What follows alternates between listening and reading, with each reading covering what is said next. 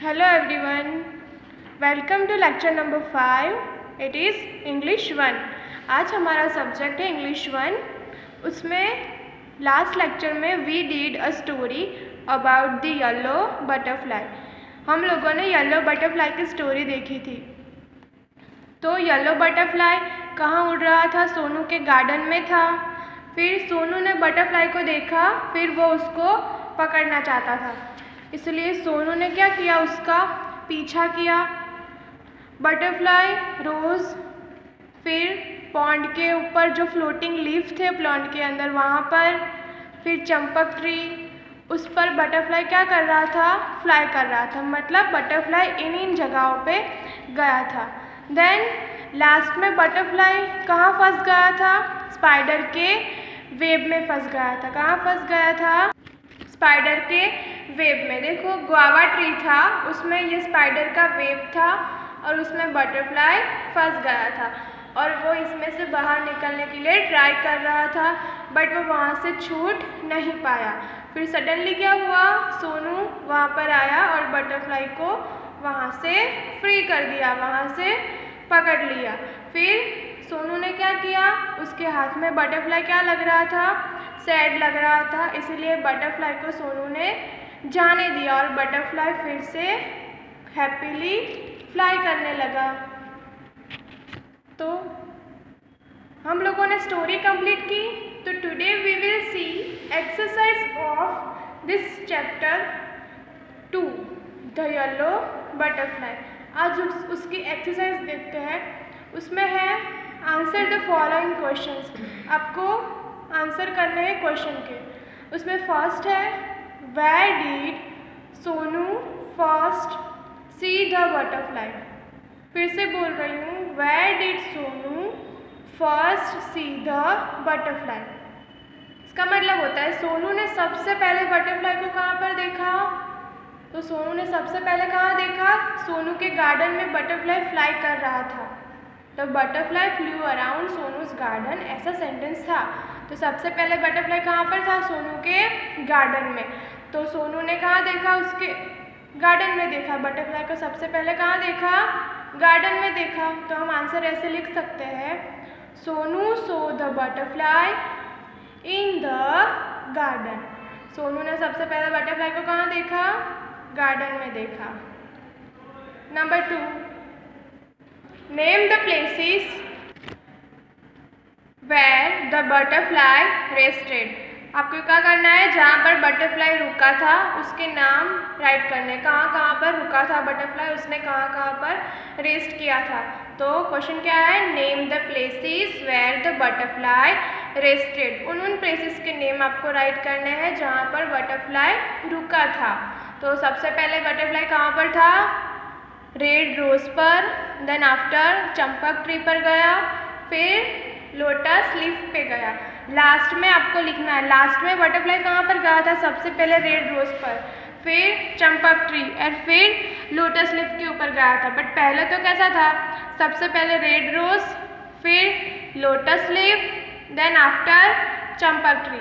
But last में जब सोनू ने उसको फ्लाई करने के लिए कहा, छोड़ दिया, तब बटरफ्लाई कहाँ गया था? सबसे पहले तो butterfly rested on the red rose, it flew to the champak tree and then to the lotus leaf. सबसे पहले red rose, then champak tree के आसपास वो फ्लाई कर रहा था और उसके बाद लोटस के जो लीफ थे, जो पानी में क्या कर रहे थे? फ्लोट कर रहे थे, उसके ऊपर गया. Now number 3, Y did Sonu chase the butterfly. Why did Sonu chase the butterfly. Chase मतलब पीछा करना, किसी का पीछा करना. तो सोनू बटरफ्लाई का क्यों पीछा कर रहा था? क्योंकि सोनू को वो बटरफ्लाई चाहिए था, उसको देखना था कि वो कैसा है. तो आंसर क्या लिखेंगे? डायरेक्टली बिकॉज से स्टार्ट करेंगे. जब भी आपको वाई से क्वेश्चन पूछा है तो आंसर आप बिकॉज से ही स्टार्ट करोगे. ओके, तो why did Sonu chase the butterfly, उसका आंसर आएगा because Sonu wanted to catch the butterfly. Sonu वो बटरफ्लाई को पकड़ना चाहता था, इसीलिए वो उसका पीछा कर रहा था. Number 4, from where did Sonu catch the butterfly?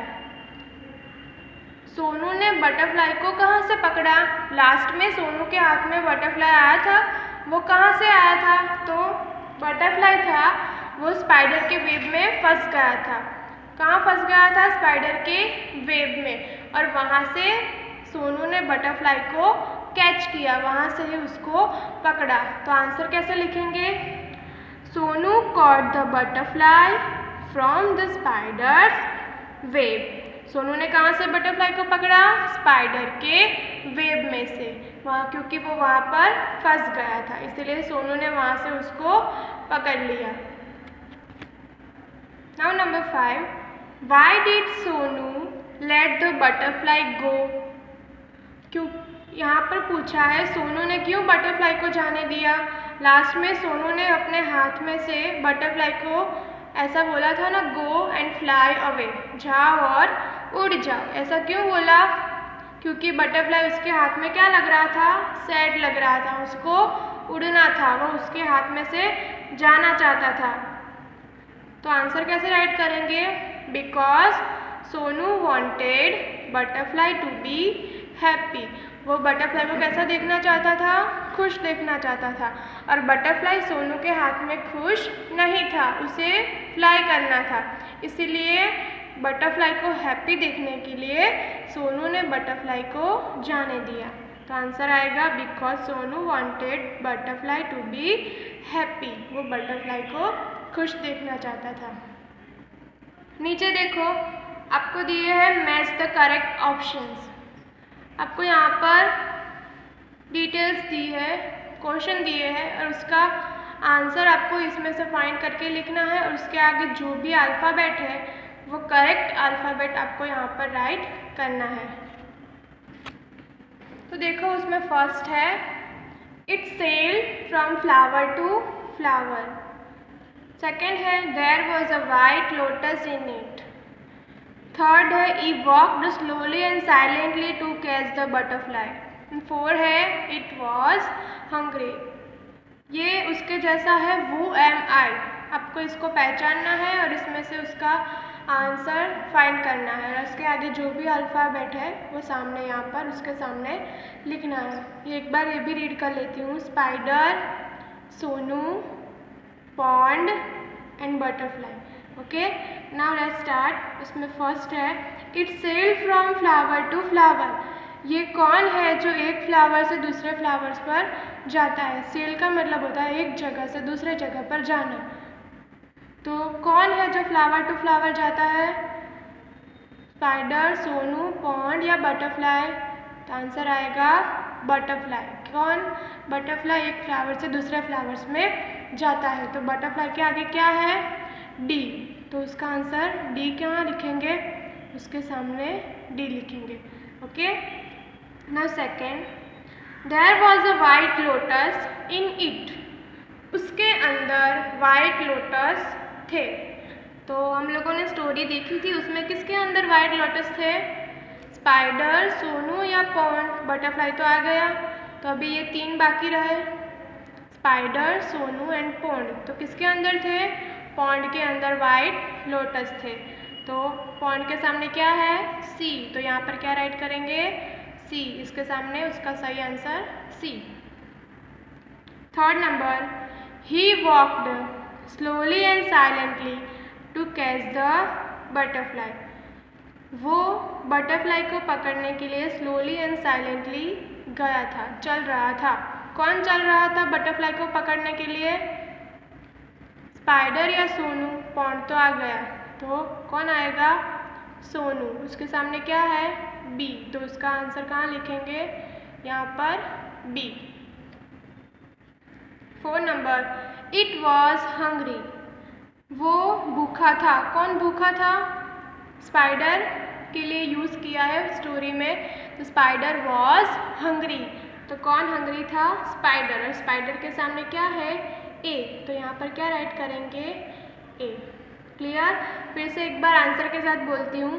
It sailed from flower to flower butterfly, there was a white lotus in it. तो इसका आंसर है pond. He walked slowly and silently to catch the butterfly. तो उसका answer आएगा Sonu. Then 4. It was hungry. Spider is the answer of it. Spider was hungry.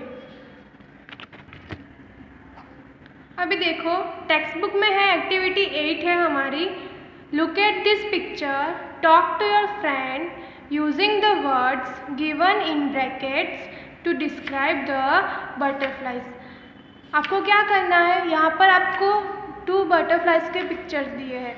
यहाँ पर आपको 2 butterfly के पिक्चर दिए हैं, उसको आपको देखना है. देन आपको यहाँ पर पॉइंट्स दिए हैं. Big, small, colourful, pretty, delicate, sports, wings, flying and selling. और ये पॉइंट्स का यूज़ करके ये जो आपको दिए हैं पॉइंट दिए हैं उसका यूज़ करके आपको सेंटेंसेस बनाने हैं. किसके बारे में? बटरफ्लाई के बारे में. तो इनका यूज़ करना है. ये जो आपको दिए हैं पॉइंट्स उनका यूज़ करके सेंटेंस बनाना है बटरफ्लाई के बारे में. तो चलो स्टार्ट करते हैं. तो देखो टेक्स्ट बुक में हम लोगों ने बटरफ्लाई का पिक्चर देखा. पिक्चर तो यहाँ पर नहीं है बट जो मैंने पॉइंट्स थे वो मैंने यहाँ पर राइट कर दिए हैं.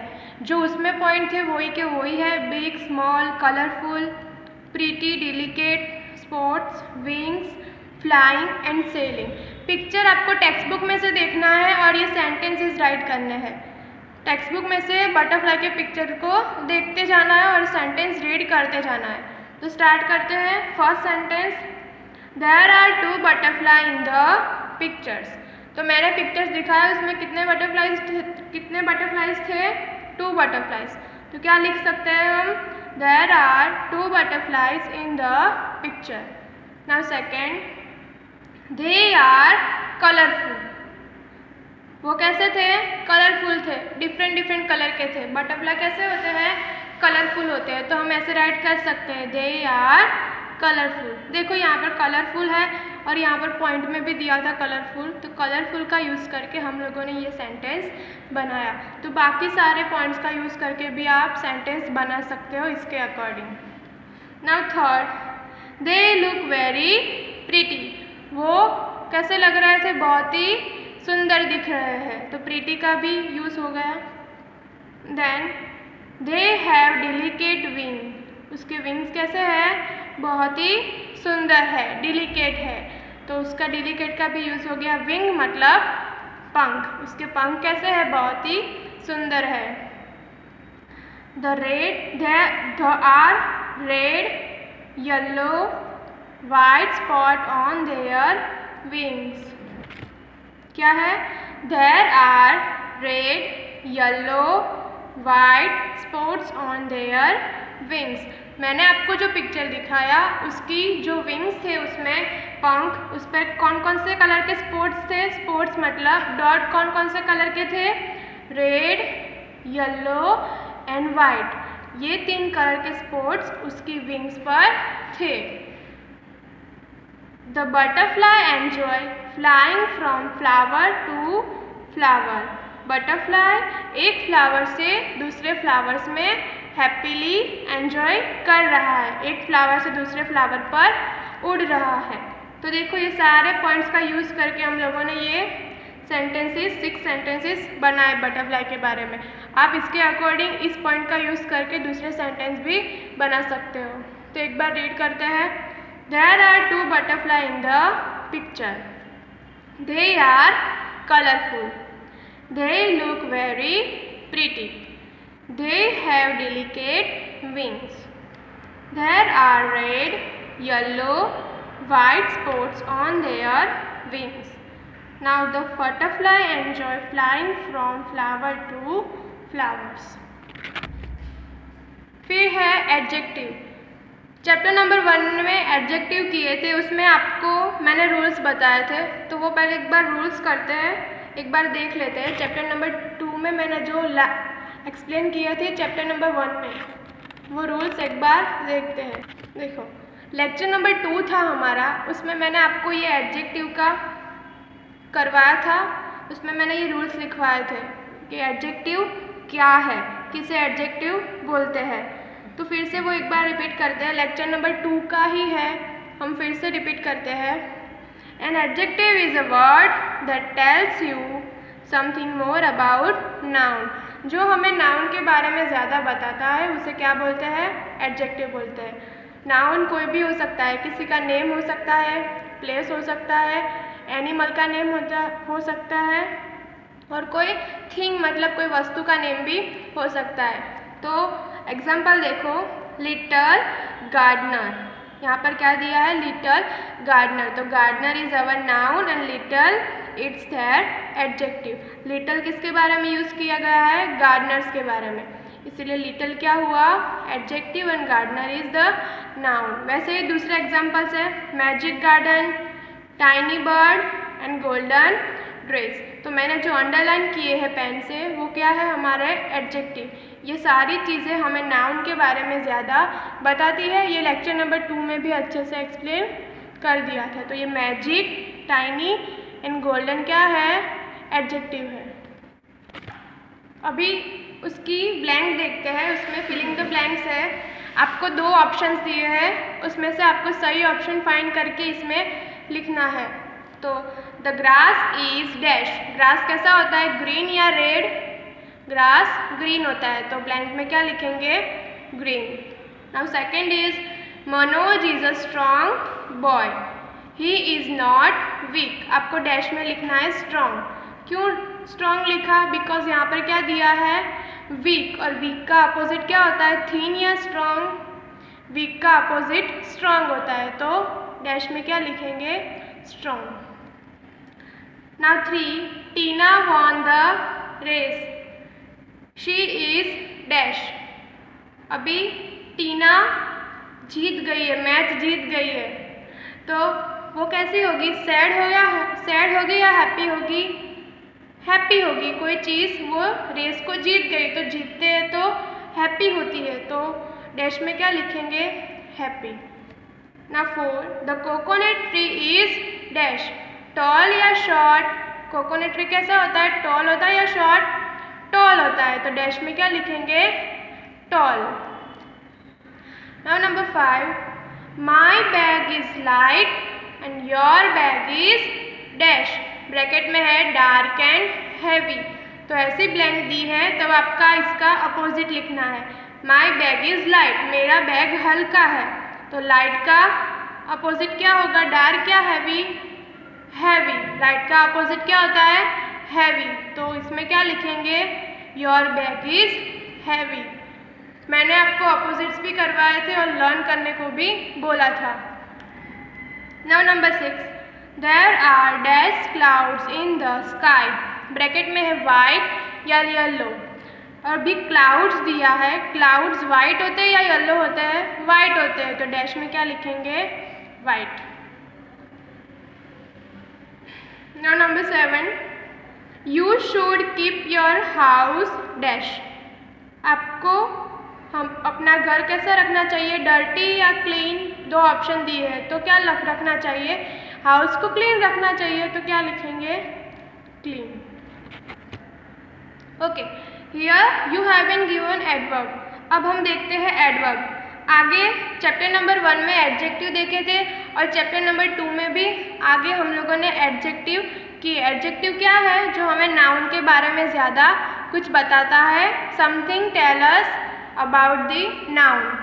तो अभी एडवर्ब देखते हैं। एडवर्ब, तो an adverb answers the question how. अभी एडवर्ब का जवाब देता है कि क्वेश्चन कैसा है, सब्जेक्ट हमारा कैसा है।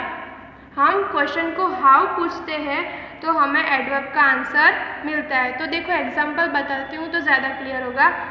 The bird सैंग dash, the bird सैंग dash, और ब्रैकेट में आपको ऐसे स्वीट दिया होगा। ब्रैकेट में आपको एडजेक्टिव की ब्लैंक दी होगी, तब ऐसे ऑप्शन दिए होंगे ब्रैकेट में, उसके ऊपर से आपको एडवर्ब बनाना है। तो द बर्ड सैंग डैश। अभी बर्ड गा रहे हैं, तो हमें पूछना है हाउ, कैसे गा रहे हैं। हमें क्या पूछना है? हाउ, कैसे गा रहे हैं बर्ड्स। तो ब्रैकेट में क्या है? स्वीट। तो बर्ड्स ऐसे तो नहीं लिख सकते, द बर्ड सैंग स्वीट। एडवर्ब लिखते हैं तब उसके पीछे क्या लगाते हैं, कंपल्सरी ly लगाते हैं। क्या लगाते हैं, ly। तो हम क्या लिख सकते हैं, द बर्ड सैंग स्वीटली। तो जो ब्रैकेट में दिया है स्वीट वो तो लिखेंगे ही, स्वीट। एंड एडवर्ब जब आपको पूछे एडवर्ब की ब्लैंक्स, तब आपको पीछे कंपल्सरी ly ही लगाना है। सबके पीछे क्या आएगा, ly आएगा। तो क्या बन गया, the bird sang sweetly. Bracket में स्वीट दिया था, सिर्फ पीछे क्या लगाया, ly। ओके। Most adverbs are formed by adding ly। Most of जो एडवर्ब है उसके पीछे सिर्फ हम ly लगाते हैं तो वो एडवर्ब बन जाता है। क्या लगाना है, सिर्फ ly। जैसे कि स्वीट में पीछे ly लगाया, वैसे ही मोस्ट ऑफ जो ऐसे बहुत सारे वर्ड्स है, एडवर्ब है, उसके पीछे हमें सिर्फ क्या लगाना है, ly ही लगाना है। तो क्या कौन कौन से है ये, स्वीट कि उसके पीछे ly लगा, sweetly. Soft, softly. Loud, loudly. Slow, slowly. Quite, quietly. Sad, sadly. Bright and brightly. तो देखो ये 7th है एडवर्ब, उसमें हम लोगों ने सिर्फ पीछे ly ही लगाया है और कुछ नहीं किया। देखो सिर्फ क्या लगाया है, ly। आपको एडवर्ब पूछे तब आपको सब में ly ही लगाना है। बट ये 8 एंड 9 नंबर देखो, उसमें क्या करना है आपको, देखो यहाँ पर पीछे y है। जब भी एडवर्ब के पीछे y हो तब हमें y का क्या कर देना है, I कर देना है। जैसे कि यहाँ पर y का हम लोगों ने I कर दिया और पीछे ly लगाना है, फिर y का I करके फिर ly लगाना है। तो हैप्पी का हैप्पीली एंड इजी का इजीली। जब भी y दिया हो लास्ट में एडवर्ब के पीछे तो y का I करना है एंड फिर ly लगाना है। बाकी सब में तो आपको ly ही लगाना है, कोई चेंजेस नहीं करना है। बट इतना याद रखना है, जब भी y दिया है पीछे लास्ट में तो y का आपको I करके फिर ly लगाना है। क्लियर। देखो अभी हम देखते हैं एडवर्ब की फिलिंग द ब्लैंक्स।